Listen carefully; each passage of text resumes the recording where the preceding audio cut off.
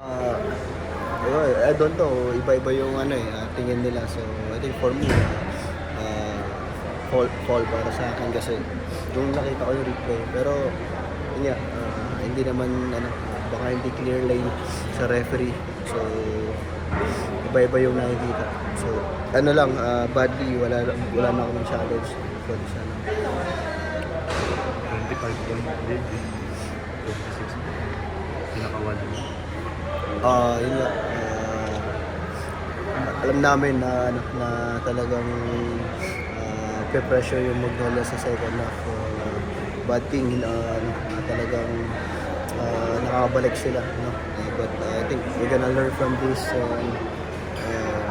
That's it, PBA talagang lahat ng teams very tough. So kailangan maging ready sa lahat ng teams and every game.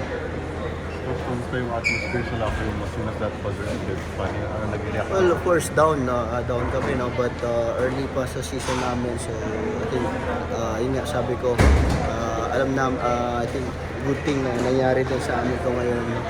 Especially, alam natin coming sa playoffs or bigger picture, babalikan namin itong game na to and matututo kami this coming PBA, especially with the new group, no? Sa amin sa team.